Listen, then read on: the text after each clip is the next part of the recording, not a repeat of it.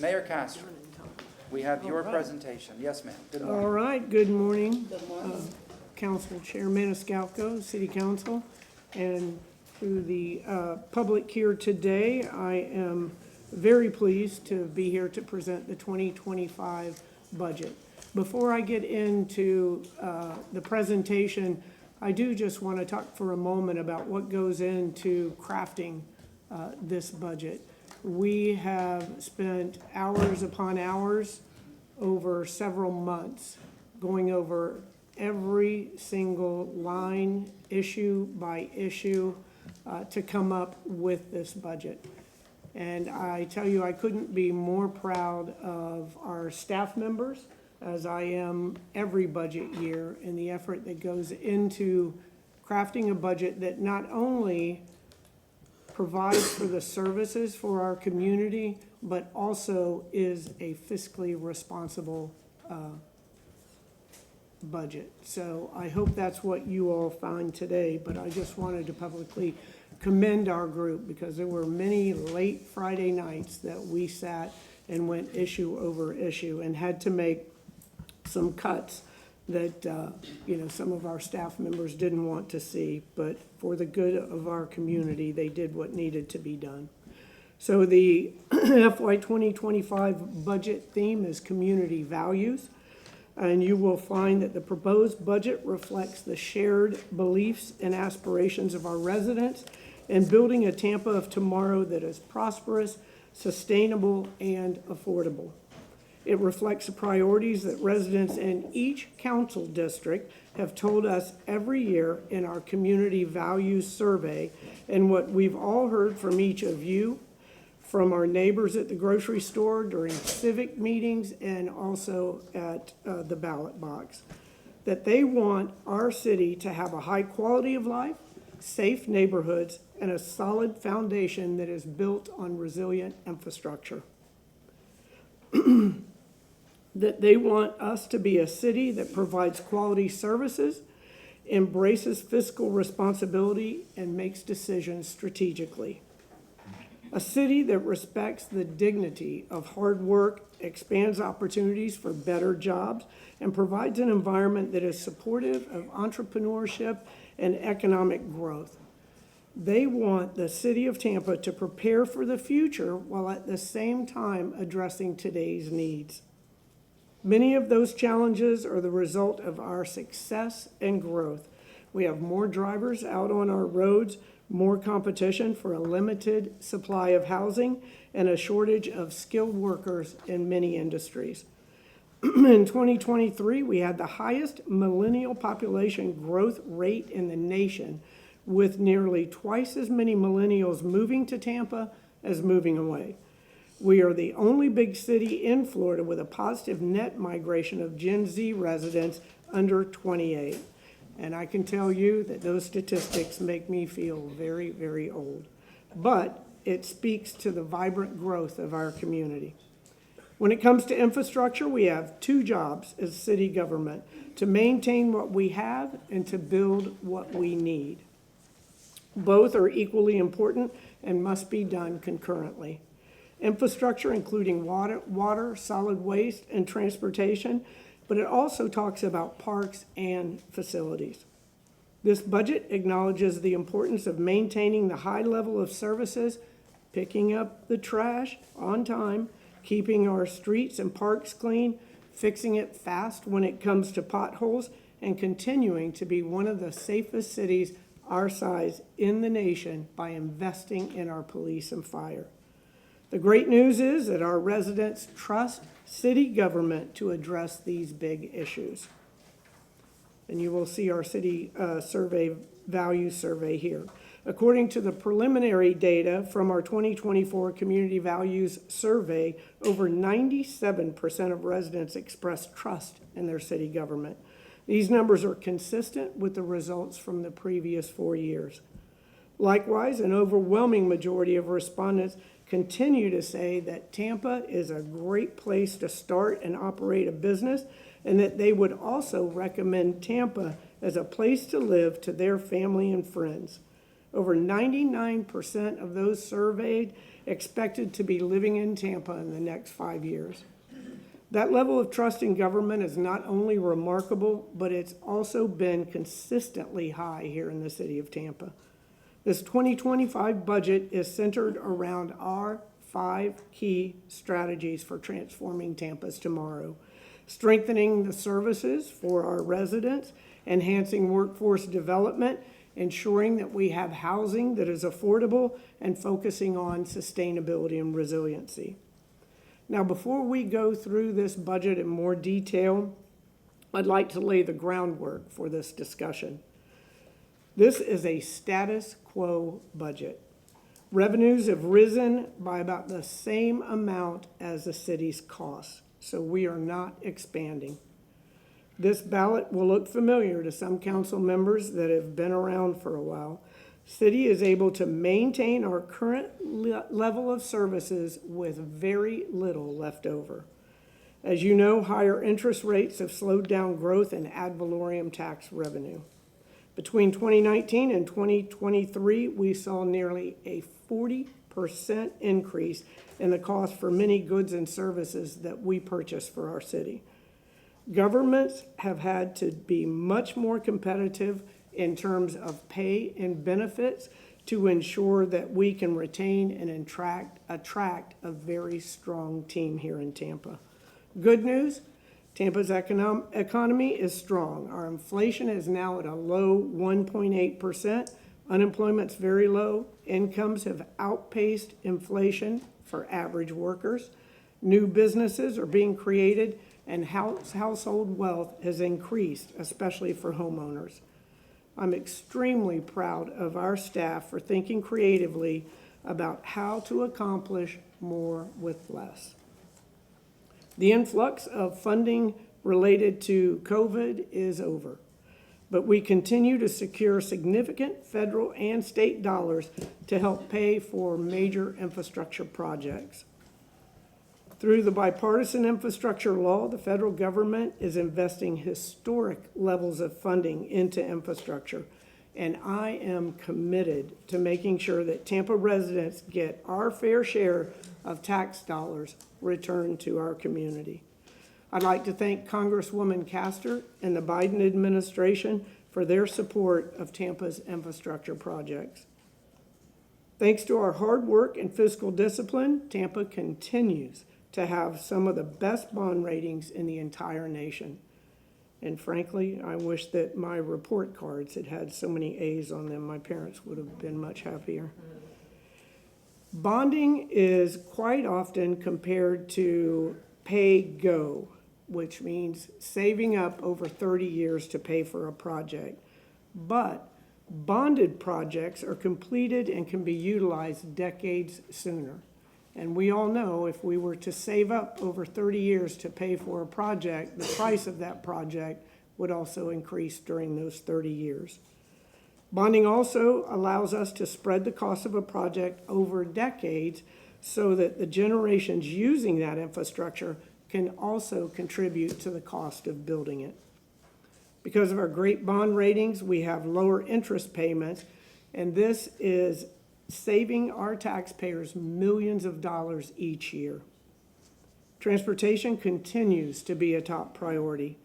Data from the Community Values Survey shows that 4 out of 5 of the top areas where residents see a need for improvement are related to transportation, including pedestrian and bike safety, traffic congestion, and the condition of our streets, and flooding. In the first 3 quarters of this budget year, we've resurfaced 33 miles of streets in 9 neighborhoods and doubled the size of our in-house paving team. Since 2019, we've filled over 11,000 potholes and paved 140 miles of streets. The in-house paving team is saving taxpayers millions of dollars and dramatically accelerating the resurfacing projects. Pedestrians and bicycle safety rank as a top transportation priority for our city residents. By working together and leveraging federal and state dollars, This administration, along with City Council, are making historic progress implementing our Walk, Bike, and Vision Zero plans. In 2025, we will complete the remaining phases of the Green Spine Bike Trail connecting east to West Tampa. We're working with FDOT to complete bikeways along Central Avenue and Ola, connecting Seminole Heights to Tampa Heights, and we're connecting Sulphur Springs and Seminole Heights to East Tampa as well, all through our Green Spine bikeways. The new West River Walk is where our east-west and north-south networks will come together, linking people to jobs, schools, and activities. We appreciate how the community came together to advocate for the $24 million in federal funds that we were able to secure for this project. And as you know, we're getting ready to break ground on that. The West River Walk is more than a transformational linear park and world-class bike pedestrian trail.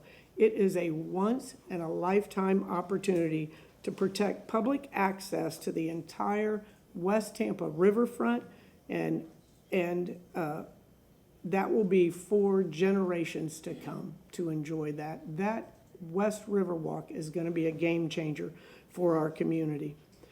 We're going to move forward with exciting quick build projects as part of our Vision Zero initiative citywide on our high injury network, including many that are funded through the federal Safe Streets for All program. These include new safety improvements like crosswalks and bike lanes I talked about. We will also be filling critical sidewalk gaps identified in the MOVES plan as part of a $2 million design build project. We just received a $24 million federal RAISE grant to move forward with the Bermuda Boulevard seawall improvements in Palmetto Beach. This will help protect a low-lying neighborhood from flooding while improving safety throughout that neighborhood. I'm pleased to announce that the RFQ is being released for the streetcar extension, which will be a game changer for the communities that connect Ybor City to Channelside, to Water Street, to downtown, and now adding Tampa Heights. Healthy infrastructure is the foundation of a strong city, which is why the City of Tampa launched the PIPES program. With PIPES, we are investing in the future by taking a proactive approach to renew infrastructure, prevent breakdowns, and provide long-term permanent fixes to water and wastewater systems. For FY24, the city has completed 29 PIPES projects worth over $120 million, and we have a total of 119 PIPES projects worth over $1 billion in the works. In 2025, we will make $64 million worth of capital improvements to the city's aging water distribution system and $87 million to address the needs of water production programs. For wastewater department, the FY25 budget plan includes $61 million to remove nitrogen from the water that we expel out into the bay. In the past year, higher interest rates have caused home values to stabilize, and the supply of new apartments coming online is starting to reduce rents. That said, affordable housing is still one of the top challenges facing our residents and the city of Tampa. In 2025, we will continue to use grant funding, tax credits, and our infill program for the creation of additional affordable housing units. We will also continue to collaborate with Tampa Hope and other partners to expand temporary housing options to meet emergency housing needs and to prevent displacement. We will prioritize protected, vulnerable populations, including families, veterans, seniors, and those with disabilities. And we will also focus on stabilizing renters and homeowners in low-income and majority-minority neighborhoods vulnerable to displacement and gentrification. We've expanded the availability of services that help accelerate home ownership and build wealth through the expansion of our down payment assistance and owner-occupied rehabilitation programs. The city will continue to provide rental assistance along with credit and budget counseling to help renters and existing homeowners achieve housing security and expand their housing options. As you all agree, every Tampa resident has the right to feel safe in their home, business, and schools regardless of where they live. This is something that I've been committed to throughout my career. Public safety is a prerequisite to economic development, community empowerment, and our quality of life. A successful city is built on a foundation of safety and security. We continue to be one of the safest cities our size in the nation, thanks to the hard work of the men and women of the Tampa Police Department in collaboration with our residents and businesses. In the first half of this year, violent crime has fallen by nearly 3%, which is on top of last year's reduction of 8.3%. Total crime is down more than 11% over the past 18 months, and violent crime with a firearm is down nearly 30%. Tampa Fire Rescue also has a lot to be proud of. The men and women of Tampa Fire Rescue have a difficult and dangerous job. Residents of our city count on them to be there during their most difficult circumstances. Last year, they responded to nearly 11,000 fire calls and more than 81,000 medical calls.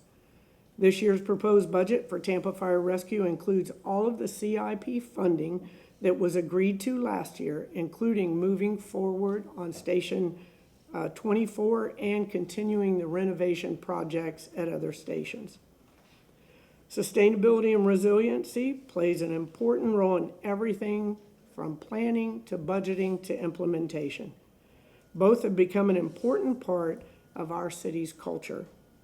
Promoting connected, healthy, and vibrant neighborhoods through sustainability and resilience, integrating sustainability and resiliency into everything that we do, and increasing the level of coordination and collaboration will impact our future for generations to come. In 2025, we will be focused on the following.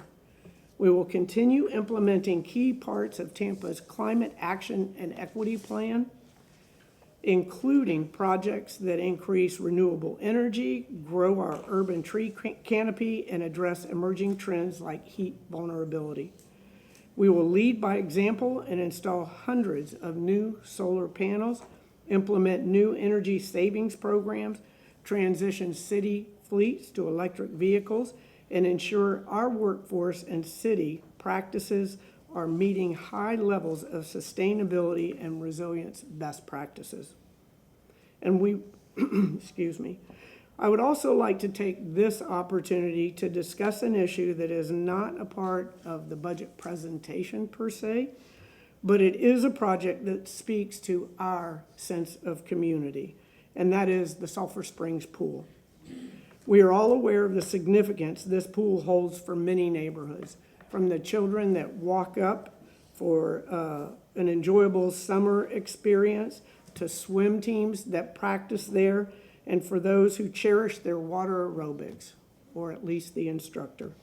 Sulphur Springs is also my pool. That's where I swam laps after I retired from the Tampa Police Department. I want council to know that we are entering this budget year with a save our pool mentality. We currently have approximately $2 million in capital improvement dollars set aside to address the issues associated with the pool. And I know that this important issue for the council and the community, and I look forward to working together to attaining the best possible outcome. So before I turn the presentation over to our amazing CFO, Dennis Rahiro, I'd like to emphasize a couple of things. This budget really is our return to normal budget, and we are in good shape. However, with current levels of revenue, I want to be clear, it will not address many of our gaps and growth challenges. That's why it is so critical that we, as a community, as a county, pass the renewal of the community investment tax this November, and that we continue to explore every possible funding stream available. Thank you, council, for working with the administration to address the important issues that we face every day. And I hope that you find this budget satisfying, again, to serve our community and to be fiscally responsible. Thank you very much. Thank you very much. Dennis? Mr. O'Hara? Thank you, Mayor.